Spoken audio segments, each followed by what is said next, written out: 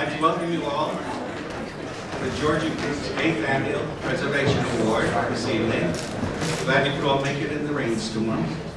And tonight we're here to honor Barbaralee Diamonstein-Spielvogel. And I have to tell you, I met Barbaralee about a year and a half ago as part of the Landmarks 50 celebration of the Landmarks Commission being founded. And I cannot, everybody in this room, whether they know it or not, has been touched by Barbaralee in this city. She is a you can't walk down the street without looking at a building that's been preserved or a historic district that exists and see the signs on the street that tell you you're in a historic district without Barbaralee's influence and activities. Her biography is unbelievable. I think you should just Google it. It would take much too long to go through it all here tonight. And Barbaralee,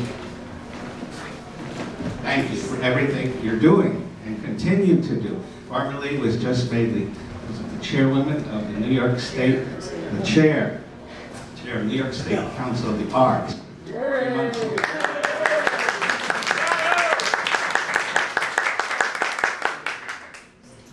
So we have a few Barbaralee good associates, good friends, good associates here, and have a few words to say about Barbaralee. Good evening, everyone. I'm Simeon Bankoff. I'm the Executive Director of the Historic Districts Council. HDC is the citywide advocate for New York's historic neighborhoods. We work with over 500 neighborhood-based groups throughout New York to preserve and enhance the physical character of their areas and their communities. But before that, before I joined the Historic Districts Council some time ago, I had the unadulterated pleasure of working with Barbaralee Diamonstein-Spielvogel for the God Save Me 30th. Okay. How about this? Oh. There we go. And I had the unadulterated pleasure of working with Barbaralee on the 30th anniversary of the Landmarks Law, which chronology tells us was 1995. I, of course, was a young slip of a boy. Barbaralee was, of course, 18 years old. And when I was working with her on the 30th anniversary and other projects, I was stunned regularly on both her immense generosity of spirit, her incredible ability to put people together, and her remarkable sagacity to see how connections work, to see how people can work together and really benefit from collaborative working, which is something that she's done her whole life. I'm going to, because I didn't know where I was going to fit into this program, I'm going to have the cute story, and then Tony and Kent, who will be following me, will be doing the actual, intellectual stuff. That's good to know. Yeah, right. I'm going to vamp for a little while, so you can work on that. Anyway, so there I was, a slip of a boy, working for Barbaralee, and I went and decided to get married. And for the first and only time in my life, someone threw me a surprise party, which was Barbaralee Diamonstein-Spielvogel, threw me a surprise engagement party. It was a wedding shower. You see, that's the other thing. Her attention to detail, which this story will hopefully illustrate. She told me, in one of the few times I've ever heard her say a fib, but it was for a good deed, that I was to represent her at a meeting of the Central Park Conservancy. So I kind of combed my hair and put on a clean shirt and went out and got to the Central Park Conservancy, which at that time it was in the Wildlife Center. I don't know if it still exists. It's right next to the Arsenal building. To be surprised, quite literally, by 36 people, including some of my closest friends and many people whom I had met through Barbaralee. And as well as my future mother-in-law, my fiance. I believe my mother was there as well. It was really quite shocking when you're expecting to just sit in the corner and go, I don't know, I'm going to have to tell Mrs. Spielvogel this later. To suddenly be the center of attention. And it was really quite lovely. And my point to this was, in addition to it being a memorable occasion, many of these people, in addition to my mother and my mother-in-law and my now wife, I still talk to. That she actually saw the people whom were important, whom I made connections with, and invited those people, and many of these people are still colleagues today, many of whom I'm pleased to be working with on the Landmarks 50 initiative and other initiatives. And that's those lasting effects of Barbaralee, that she helps create relationships, she helps foster relationships, and she really believes and gives so much that the rest of the world gives back in as much as we can. That being said, I will now, it's my utter pleasure to introduce Kent Barwick. Commissioner Barwick is a former Landmarks chair, a noted preservationist in New York, a man of great passion and eloquence, and I now hopefully have embarrassed him enough that he will have to rise to the occasion.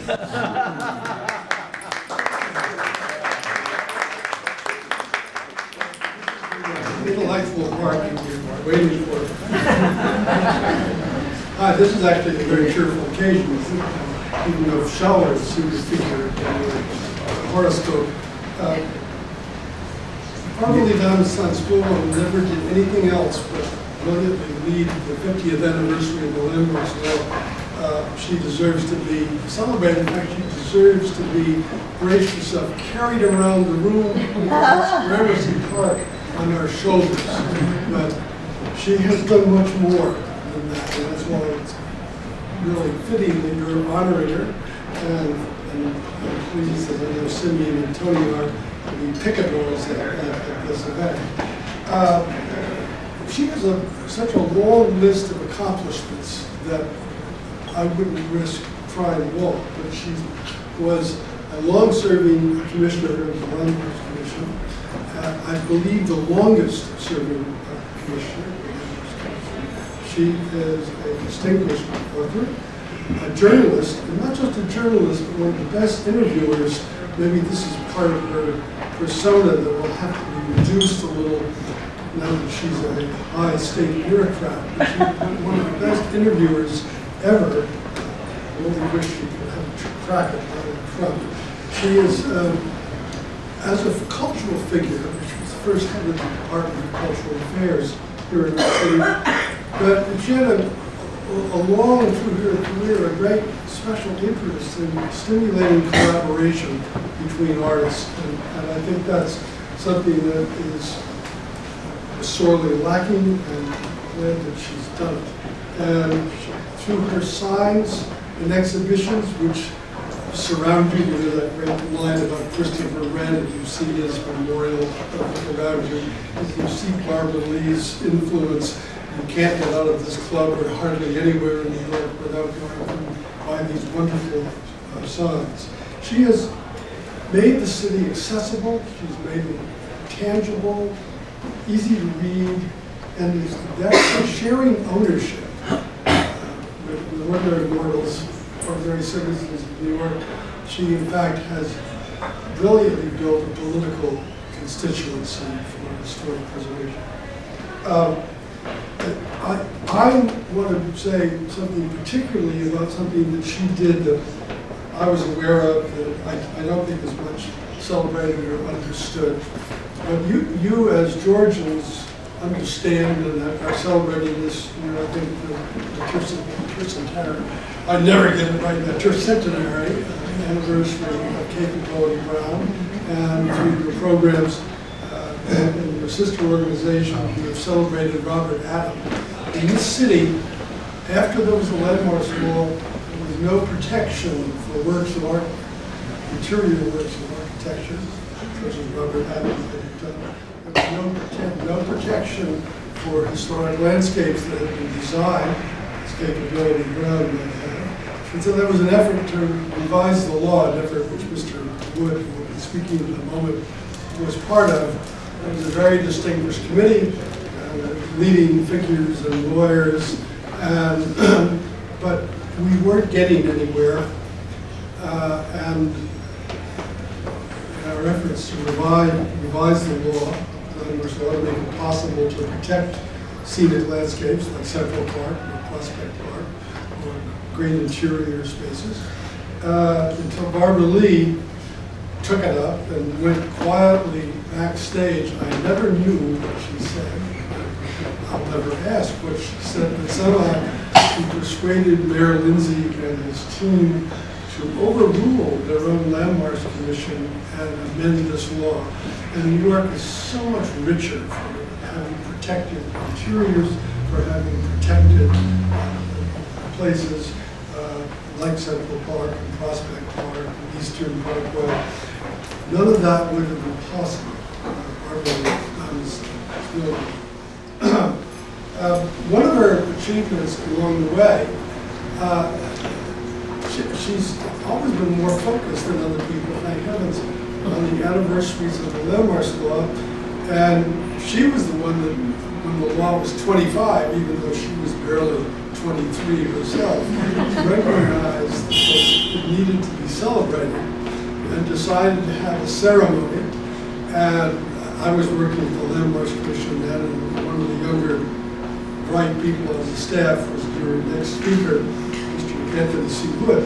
And he was sent over to work underneath Barbaralee's direction to plan the 25th anniversary of the landmarks law. And it was there that he learned what color napkins to have, what size wine glasses, and how to get potted palms from the Bronx Botanical Garden.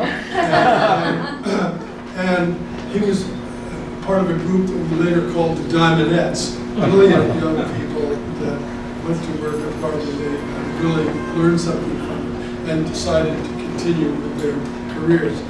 His career has gone a long way since getting the potted palms. He has been he is now head, founder, chair of the Preservation Archive, which does more to preserve the history of preservation in New York than anybody else, and he's barely ahead of the Grim Reaper in keeping track of who did what, presenting wonderful programs. I urge you to help and participate.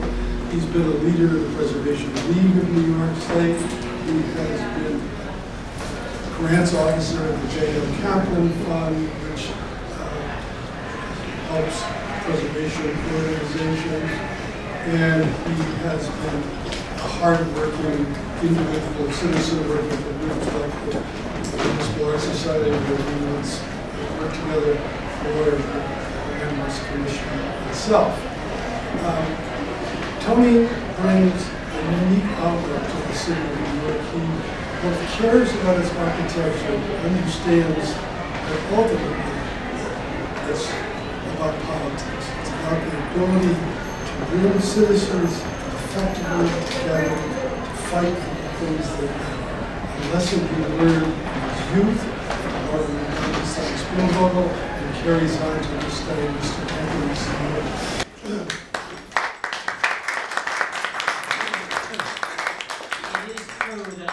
A member of the band Barbaralee and the Diamondettes. I'm here to state the obvious.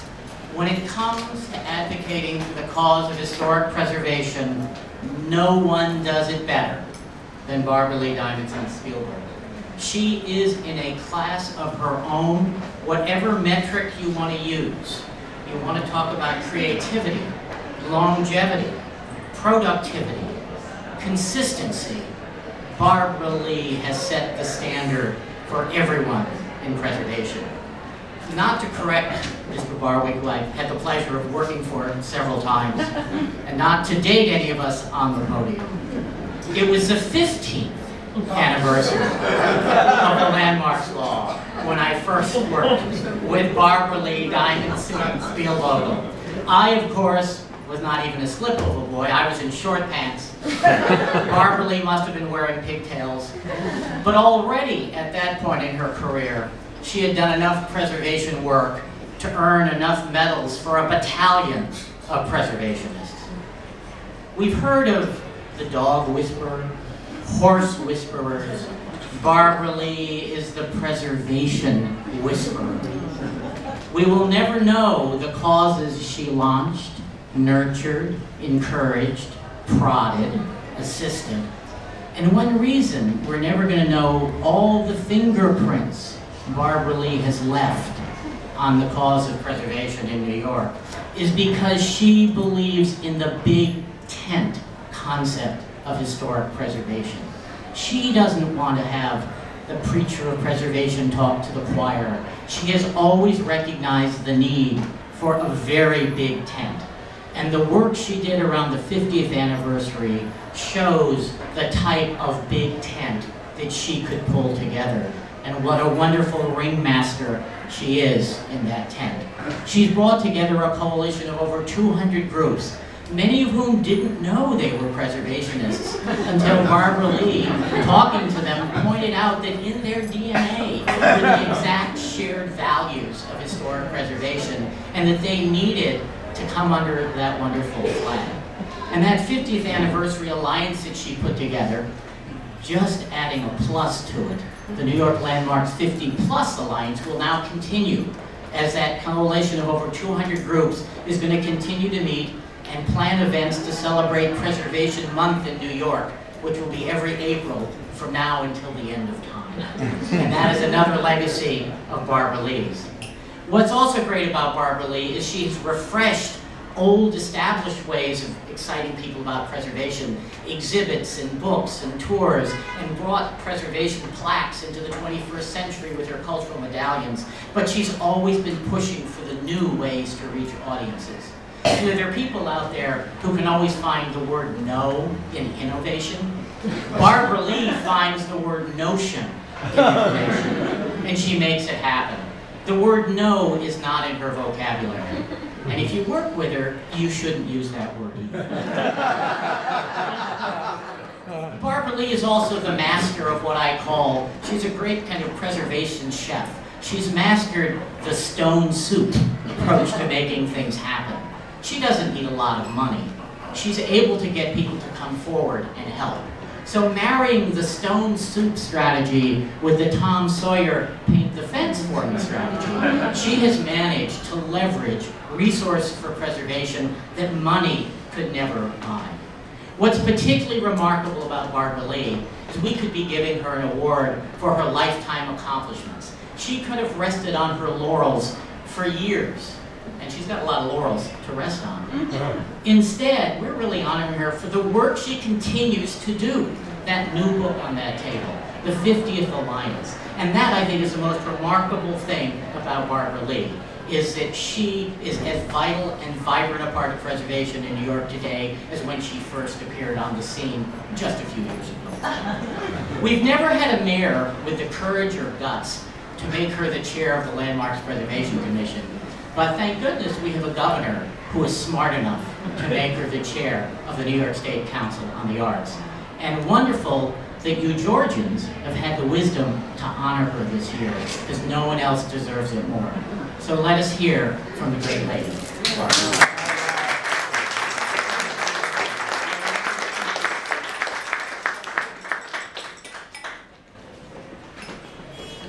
Thank you all.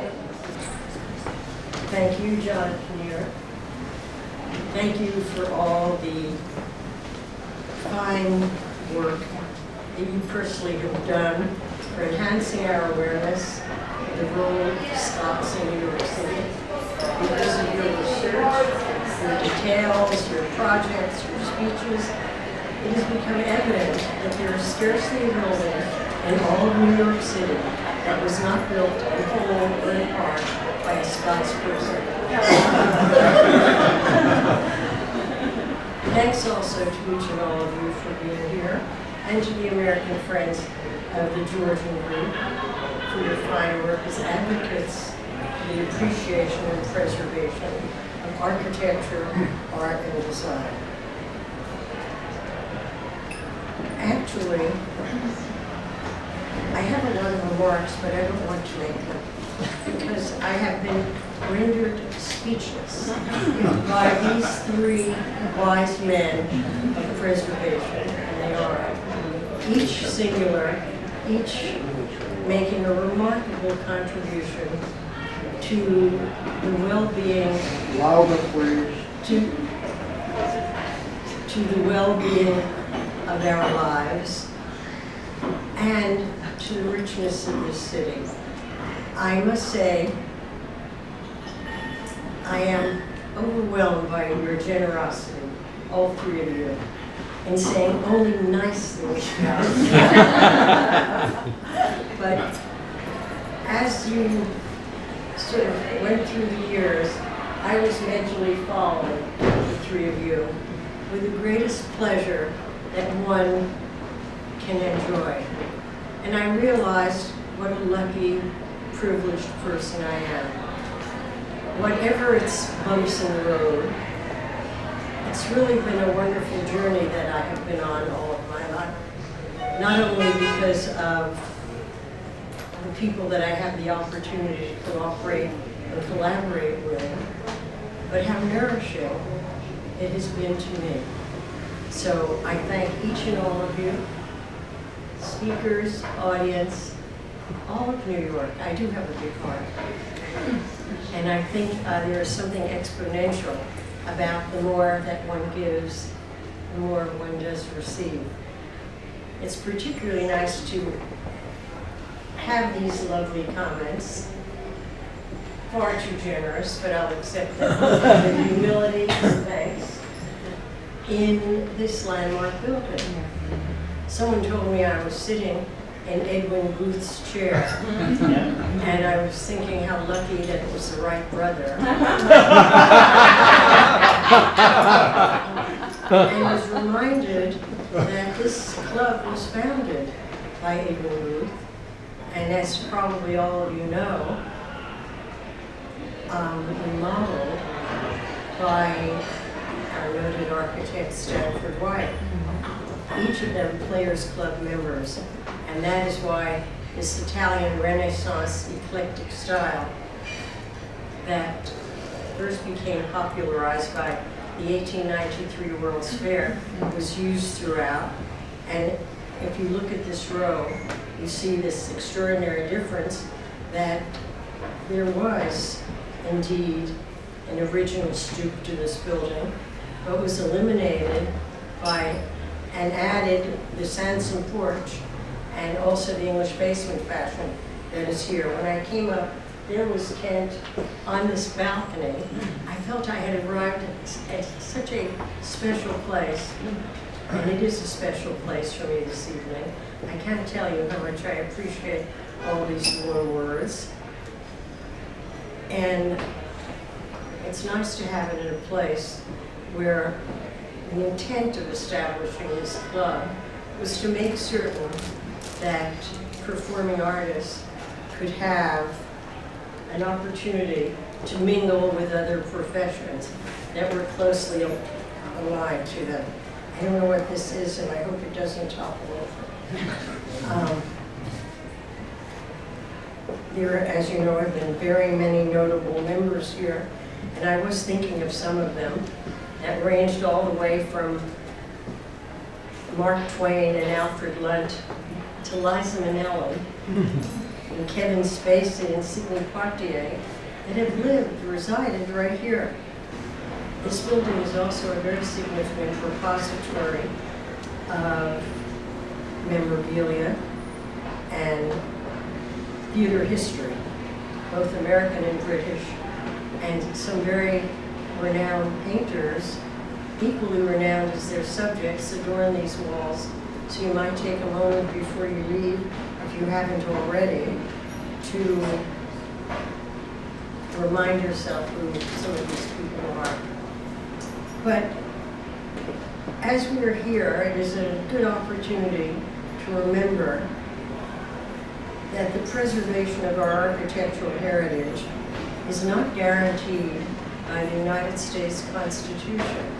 Interestingly enough, I received in a fundraising letter this week one of those little booklets that are now famous to most Americans who follow the news of the Constitution. And it's been very much on my mind. But if it is not in the Constitution, our rights are clearly in accord with much of our nation's fundamental vision of human rights and human dignity and the quality of life.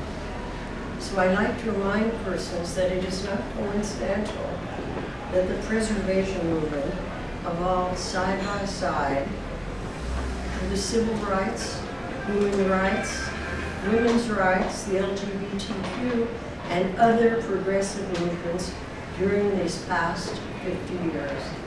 I do not think that is accidental.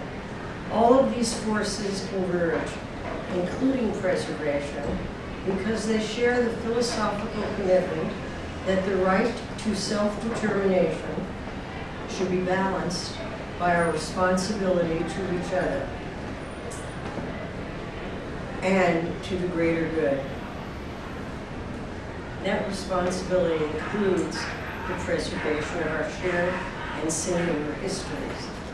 And during these last 50.5 years, preservation has grown from a relics-oriented pursuit of the privileged few to a vibrant, activist, grassroots movement dedicated to preserving the multiple histories of our exciting city and nation.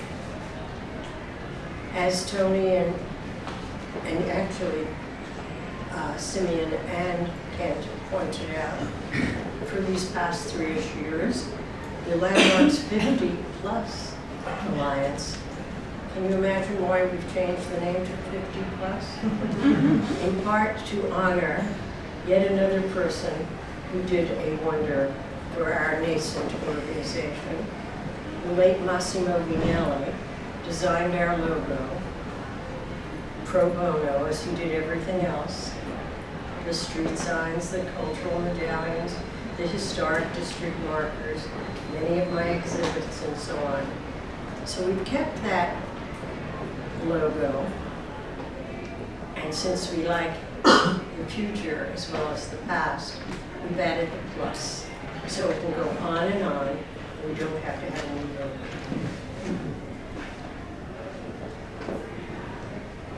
So the Alliance was really created to remind and encourage all New Yorkers that we all have a stake in our history.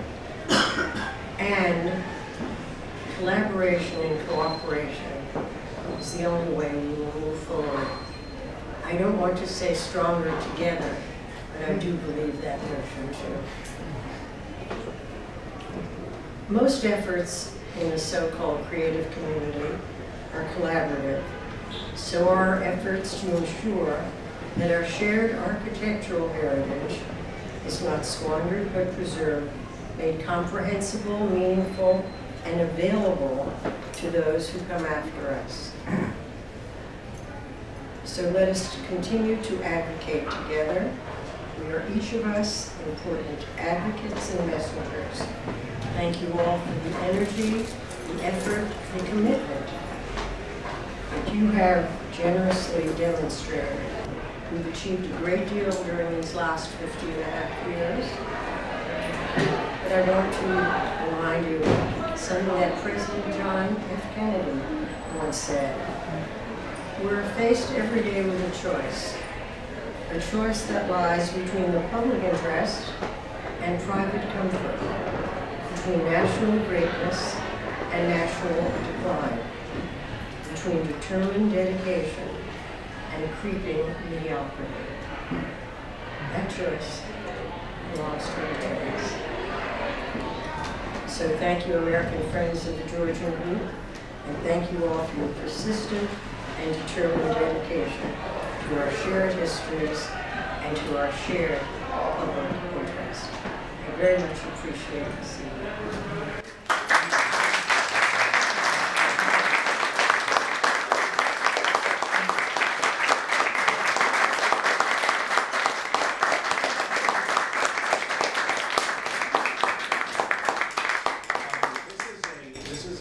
Engraving that was originally done in 1800, and it's a Fitzroy Square in London, where our headquarters are located.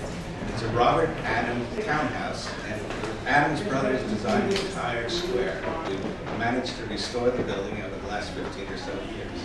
That's quite wonderful. We'd like you to have this. I am very much grateful. Yeah. I really do appreciate that. Besides being thoughtful, it's quite a beautiful rendering here of a place that I know quite well. Okay. So it only reinforces its significance. Thank you. And thank you